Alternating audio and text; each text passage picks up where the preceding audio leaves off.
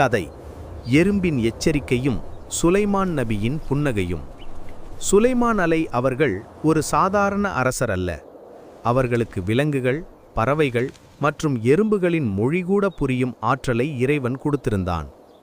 ஒருமுறை சுலைமான் நபி அவர்கள் தனது பிரம்மாண்டமான படை வீரர்களுடன் ஒரு பள்ளத்தாக்கு வழியாக சென்று கொண்டிருந்தார்கள். குதிரைகள், யானைகள் மற்றும் ஆயிரக்கணக்கான வீரர்கள் அணிவகுத்து சென்ற அந்த சத்தம் ஊரையே அதிரச் செய்தது. அந்த பாதையில் ஒரு பெரிய எறும்பு புற்று இருந்தது. அங்கே ஆயிரக்கணக்கான எறும்புகள் வசித்து வந்தன. படை வீரர்கள் வருவதைக் கண்ட ஒரு எறும்பு மற்ற எறும்புகளை பார்த்து பதறியது. அந்த எறும்பு கத்தியது, "எறும்புகளே, சீக்கிரம் எல்லாரும் உங்கள் புற்றுக்குள் ஒளிந்து கொள்ளுங்கள். சுலைமானும் அவருடைய படைகளும் வந்து கொண்டிருக்கிறார்கள். அவர்கள் உங்களை அறியாமலேயே மிதித்துவிடப் போகிறார்கள்." தூரத்திலேயே அந்த எறும்பின் பேச்சைக் கேட்ட சுலைமான் நபி அவர்கள் மெலிதாக புன்னகைத்தார்கள். உடனே தனது படையை நிறுத்தச் சொன்னார்கள்.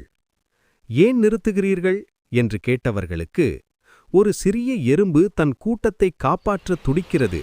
நாம் அவற்றின் வீட்டை சிதைத்துவிடக்கூடாது" என்று கூறினார்கள்.